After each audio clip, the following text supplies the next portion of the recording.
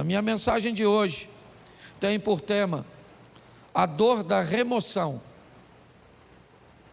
Remover algo ou tirar algo de nossa vida que nos oferece algum benefício é muito desafiador. E todas as vezes que a vida, que Deus se predispõe a agir na nossa vida, para que algo ou alguém seja removido dela, essa remoção, ela vai causar dor, por medo, por sentimento de posse, ou simplesmente por conforto. Normalmente as pessoas não têm dificuldade, principalmente na igreja. Você quer colocar alguém num cargo, ninguém normalmente não te pergunta por que você está colocando essa pessoa no cargo. Aliás, ela é até perfeitamente capaz de entender que ela só está sendo colocada nesse cargo porque Deus a colocou naquele local.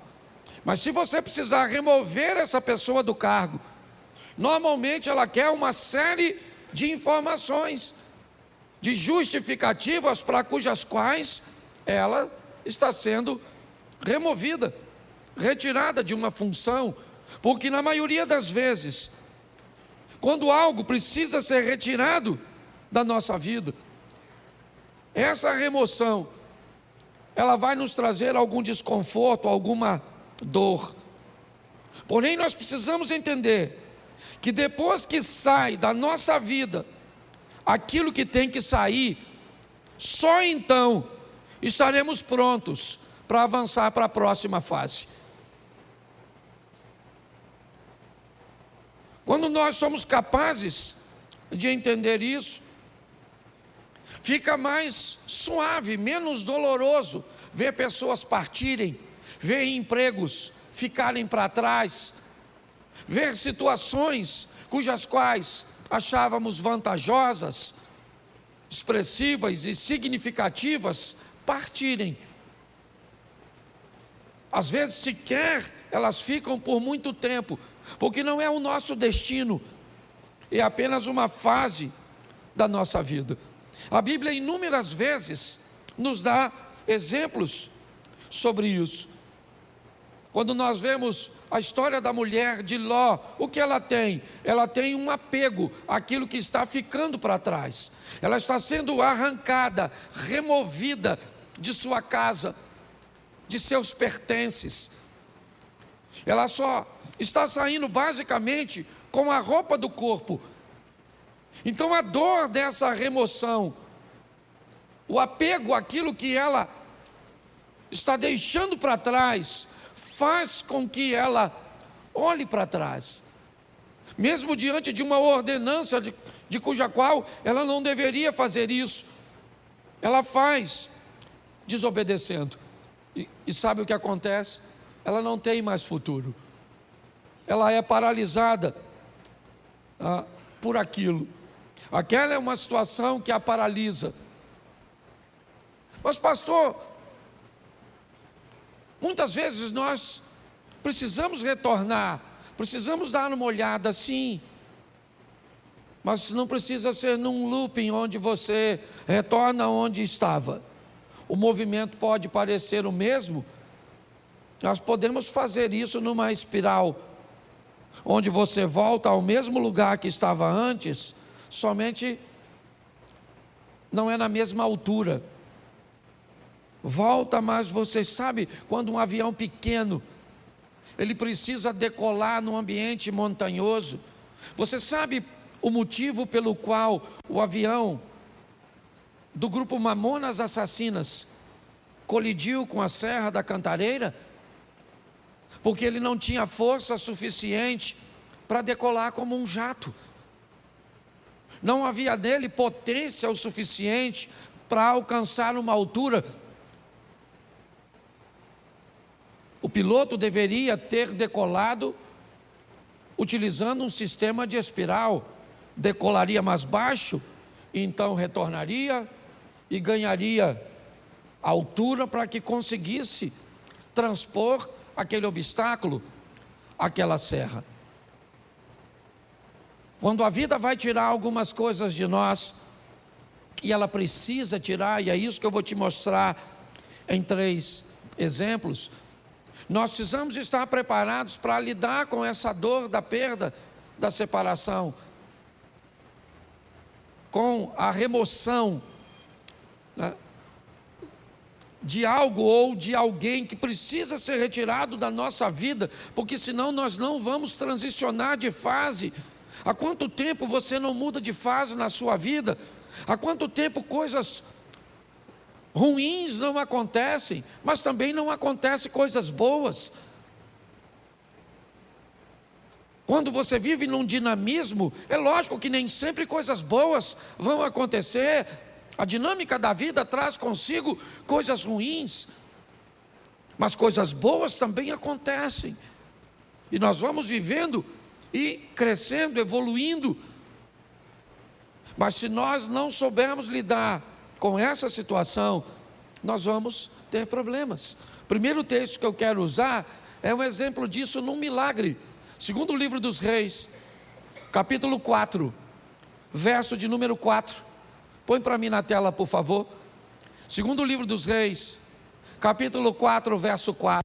Depois entra em casa, fecha a porta atrás de você e dos seus filhos, e derrame o azeite em todas aquelas vasilhas, e ponha à parte as que forem ficando cheias. Preste atenção na exposição desse milagre, no que a Bíblia está narrando. O milagre está acontecendo, mas todas as vezes que uma botija de azeite se enche, o que esta mulher tem que fazer é retirar essa botija, colocar uma outra no lugar e colocar essa botija para trás. Então, enquanto essa está enchendo, assim que essa enche, ela remove essa e coloca essa para que se encha. Me parece que a visão é basicamente a mesma. Aconteceu, está tudo certo, e agora o que eu faço? O que aconteceu agora é passado. Eu tenho que voltar para o ambiente onde as coisas acontecem, e não utilizar o verbo no passado. Eu tenho que entender isso. Nós não podemos ficar vivendo, né, a mesma estação o tempo inteiro. Então aconteceu, tá bom, foi bom ou foi ruim, passou, eu tenho que estar pronto para a próxima fase. Quando não lidamos muito bem com isso, nós podemos ter sérios problemas. E o primeiro é o pai da fé, Abraão. Presta atenção nesse texto aqui, coloca Gênesis 13, verso 14. Gênesis 13, 14, dá uma olhada. 14, por favor, e não 4. Isso. O Senhor diz a Abrão, depois que Ló separou dele, ou se separou dele: olha para mim. Tera tem 3 filhos: Abraão, Naor e Harã. Harã se casou e teve um filho chamado Ló. E logo em seguida Harã acabou morrendo. Tera deixa Naor em Ur e sai com Abrão, com Ló, com Sarai, a esposa de Abrão, em direção a Canaã. Mas eles fazem uma parada em Harã e permanecem ali um tempo. Ali, o pai de Abraão, Tera, acaba morrendo. O que Abraão tem agora é apenas seu sobrinho Ló. É apenas um sobrinho. Ele não está mais em Ur, não. O texto é claro. Todos os restantes, né, ou as pessoas restantes, acabam ficando em Ur. O único que está caminhando com Abraão é Ló. Quando Deus aparece a Abraão e diz: Abraão, sai da sua terra e da sua parentela, ele não está em Ur, ele está em Harã. Note bem, a terra dele não era Harã, a terra era Ur, mas Deus está dizendo para ele, se ele está ali, naquele momento, aquela terra é a terra dele. Deus está dizendo para ele, essa terra onde você está vivendo, ela é sua no momento, ela é o lugar que você está. Ele já saiu, é verdade, de Ur, seu destino era Canaã, mas seu pai parou em Harã, por motivo cujos quais eu desconheço, e acabou morrendo ali. E o que sobra para Abrão? Sobra Ló. Quando Deus diz, sai da sua terra e da tua parentela, a terra é Harã, e a parentela é Ló. Apenas um parente. E apenas uma solicitação de remoção que Abraão me parece que tem dificuldade de fazer. Por quê? Porque Ló era órfão, provavelmente. Porque a terra cuja qual ele está agora não é Ur, não é um ambiente de Ló, talvez. Mas o grande problema é a orientação e a ordem que Deus está dando a Abraão. Deixa, está na hora de Ló sair de sua vida, porque só tinha ele, então não tinha outro. Note que é apenas uma coisa, e apenas uma pessoa, mas olha o estrago, o atraso, o prejuízo, que desobedecer uma orientação do Altíssimo pode trazer para a trajetória de uma vida. Por que Abraão provavelmente tem medo, insegurança de deixar Ló para trás? Porque se ele deixa Ló, o argumento dele vai se solidificar em Eliezer, o Damasceno. Já que ele não pode ter filho, pelo menos que ele deixe sua herança para um sobrinho, que ele o adotou. Pelo menos é alguém de seu sangue. Me parece que Abraão está preso nisso. Na hora de remover Ló é muito doloroso. Por quê? Porque ele é a minha segurança no que diz respeito ao futuro. Se não for ele, como é que vai ser? Pois é. Às vezes quando Deus quer remover algumas coisas cujas quais somos apegados demais, sem ela não veríamos uma saída. O que eu vou fazer? Como é que vai ser? É a única coisa que eu tenho, é a única corda que eu tenho para me segurar. E Abraão leva Ló com ele. Ele não consegue se apartar de Ló. E eu confesso a vocês que fora a sensação de ver seu sobrinho enriquecer, Ló não traz mais nenhuma alegria para a vida e ministério de Abraão. Nenhuma. Se você for olhar a história, é só problema, é só dificuldade, é só adversidade. Até que chega um momento que Deus diz: Abraão, não tem mais como. E aí entra o verso, coloca o verso 13 por favor, desse texto.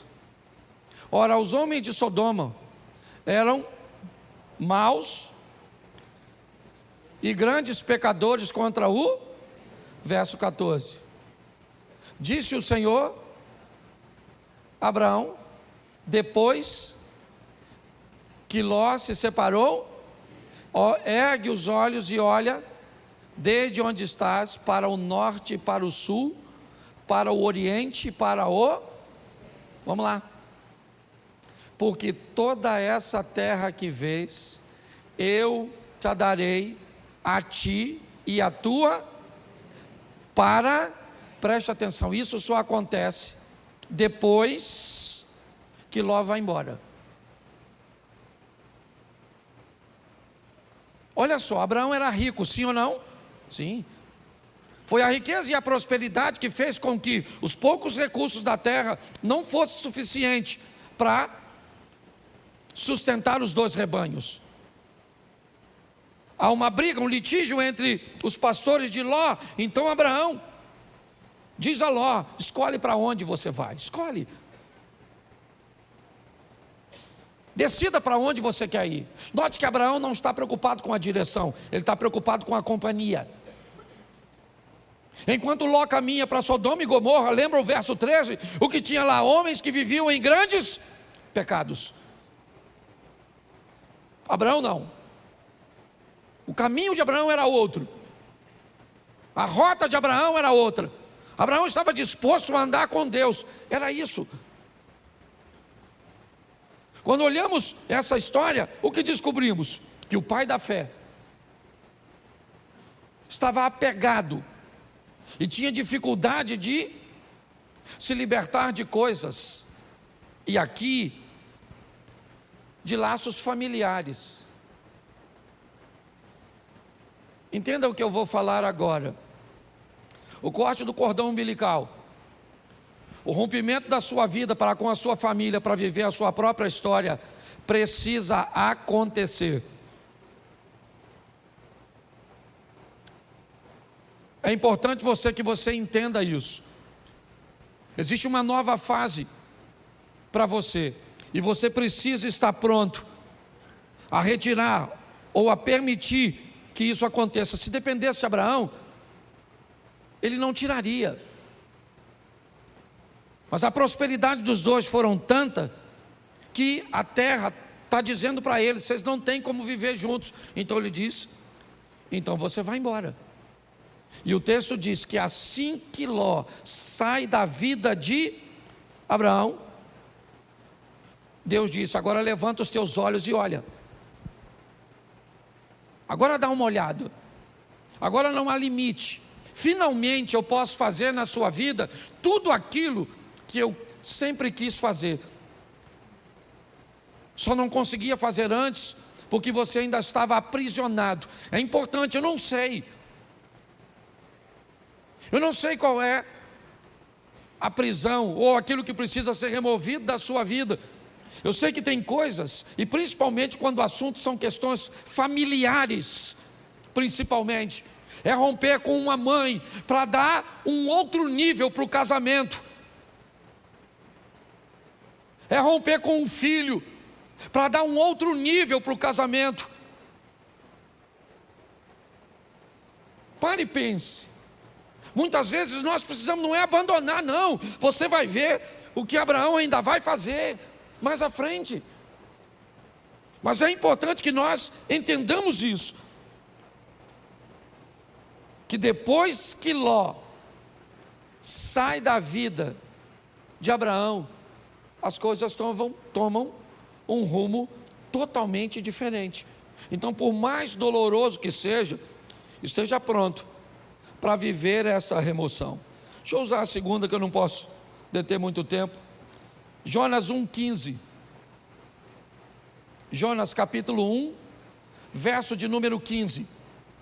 Levantaram Jonas e o lançaram ao mar, e cessou o mar da sua fúria. Preste atenção. Um barco está para afundar, e Jonas está nele. Qual é o problema da tempestade? É Jonas. Qual é o motivo de tudo aquilo que está acontecendo?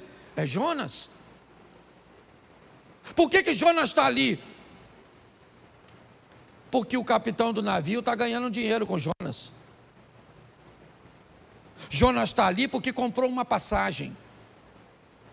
Jonas está ali porque tinha uma grana para comprar uma passagem para entrar nesse barco. Mas ele é um desobediente, está certo? Mas ele está trazendo dinheiro. Mas eu não sei quem ele é. Tudo bem, não quero saber. Ele está trazendo uma grana, ele está trazendo uma lucratividade, e pautado nessa lucratividade, eu não sou capaz de selecionar quem entra na minha vida. Deixa eu fazer uma pergunta para você: quanto custa para entrar na sua casa? Quanto custa para entrar na sua família? Quanto custa? Qual é o preço de um ingresso da sua intimidade? Pare e pense.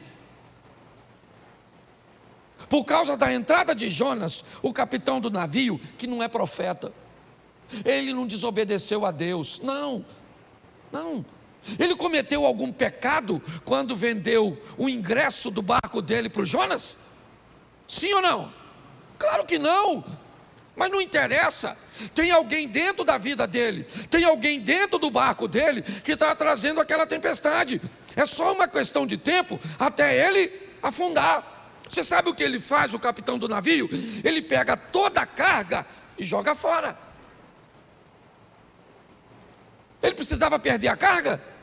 Não, o problema era a carga, o problema era Jonas. Mas ele perde a carga. Porque pessoas perdem aquilo que não precisava perder, quando não querem tirar o que precisa ser retirado.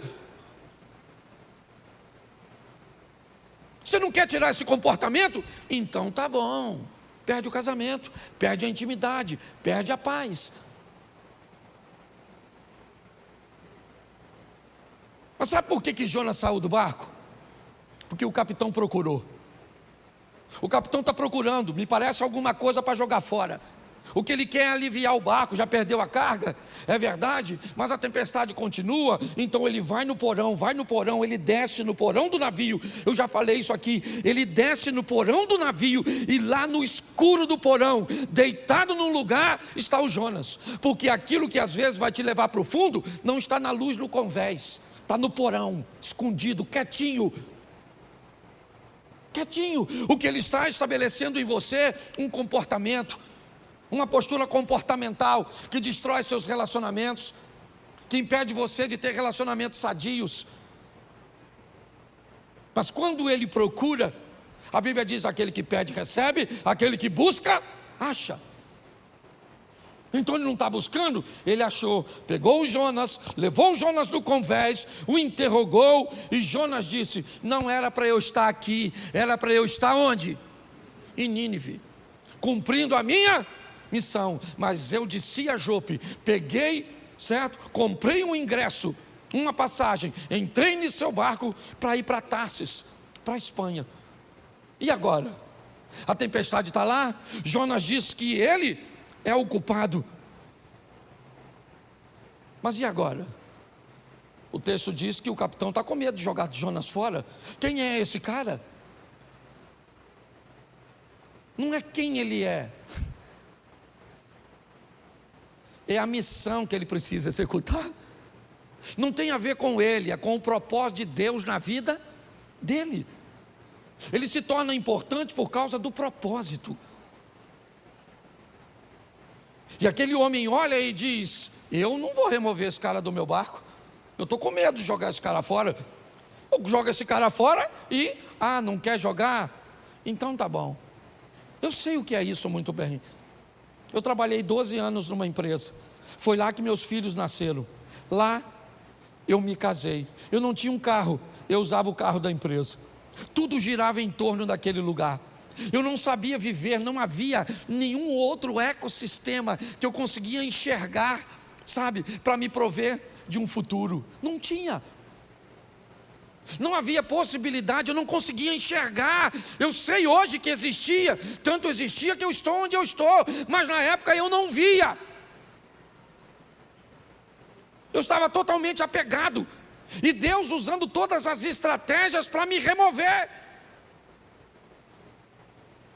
Ele me tirou com mão forte de um lugar que eu não queria sair. Eu não estava vivendo em pecado, não, eu só não estava onde Deus queria que eu estivesse. Mas aqui eu não quero falar de Jonas, eu quero falar do capitão. É ele é o foco da minha mensagem, porque é o barco dele que vai afundar. Por quê? Porque tem alguém que não deveria estar na vida dele, na casa dele, na empresa dele, nos negócios dele, no ministério dele. E agora ele tem que jogar Jonas fora. Sabe o que ele tem? Medo. Medo de jogar. Só que ele não vê outra situação. Ele tem que jogar Jonas fora. Verso 15. E levantaram a Jonas e o lançaram e cessou a sua. Aí ele foi lá, mergulhou no mar, pegou a carga toda, trouxe de volta para o navio e seguiu direitinho, sim ou não? Não. Precisava ter perdido a carga se tivesse jogado Jonas? Sim ou não? Mas perdeu a carga porque não achou o Jonas. Então fala para quem está do seu lado: acha o Jonas.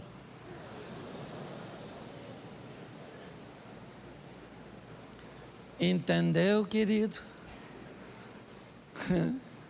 Acho que Deus está falando com algumas pessoas aqui hoje, certo? Você nem tem barco, mas tem Jonas, tá certo? Ah, pastor, descobri hoje, o meu Jonas é o meu marido.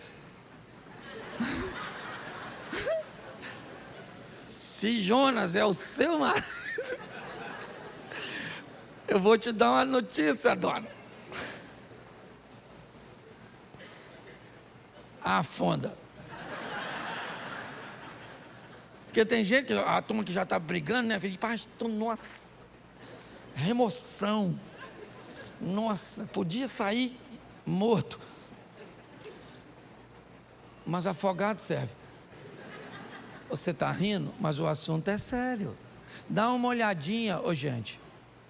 Porque eu creio que Deus está falando conosco, amém?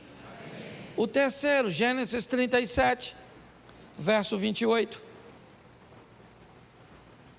37, 28 de Gênesis. Isso. E passando os mercadores midianitas, os irmãos de José o alçaram e o tiraram da cisterna e o venderam por 20 ciclos de prata aos ismaelitas. E esses levaram José ao... Preste atenção, quando Deus precisa tirar você de um lugar onde a sua visão é diferente da visão dos outros. Por favor, se você veio para essa igreja, certo, e você não quer se encaixar nessa visão, essa é uma mensagem extraordinária para você.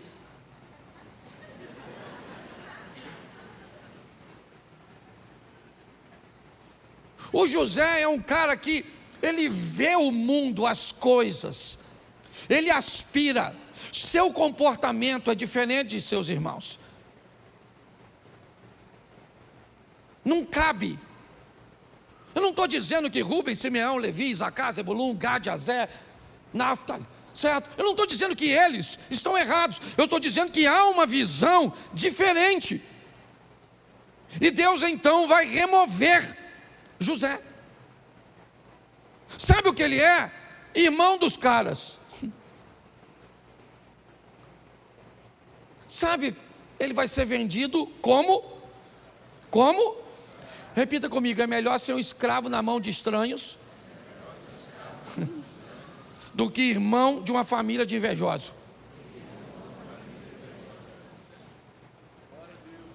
O dono do escravo, ele quer o quê? O que ele quer com o escravo? Ele quer o quê? Lucrar, sim ou não? Então, para o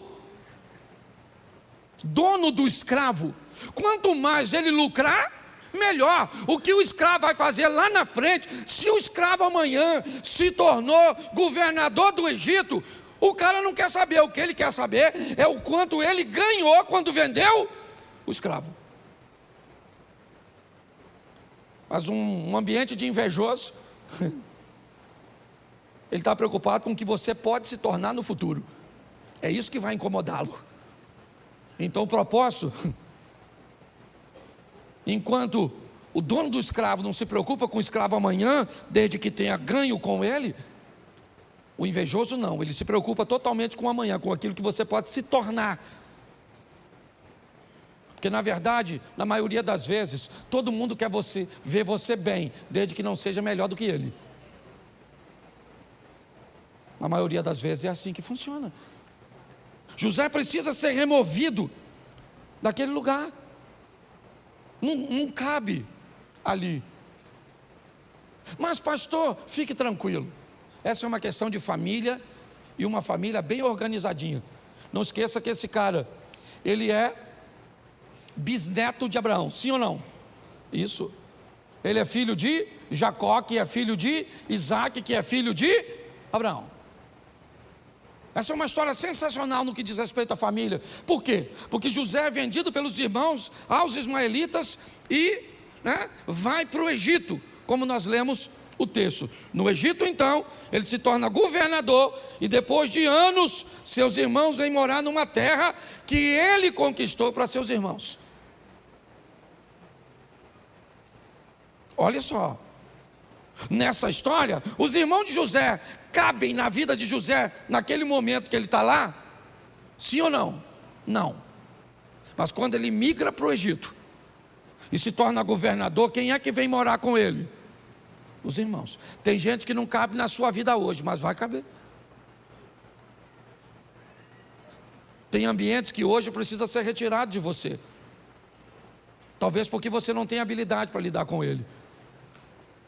Mas todas as vezes que Deus quer remover isso, ou quer remover algo, alguém da nossa vida, se esse ambiente, se essa pessoa nos traz alguma vantagem, nós vamos ter sérios problemas. Isso aconteceu com Abraão, como eu citei aqui para vocês. Isso aconteceu com aquele homem que teve seu navio ameaçado porque alguém não devia estar lá, e mesmo na hora de remover foi desafiador. E para José também foi difícil ver seus irmãos ficarem para trás e ele ser vendido. Hoje, o que eu entendo aqui para todos nós é que algumas coisas precisam ser retiradas, removidas. Essa palavra veio a mim quando eu ouvi aquela ministração na Slavec, onde aquela ideia de graça que me trouxe até aqui foi ampliada, não diminuída, ampliada. É uma nova fase. É importante que nós venhamos a respeitar o tempo da mudança. É um grande desafio para nós. Eu não sei se você sabe, mas a história de Abraão começa com 75 anos de idade. Isaac nasce, Abraão tem 100 anos. Foram 25 anos depois.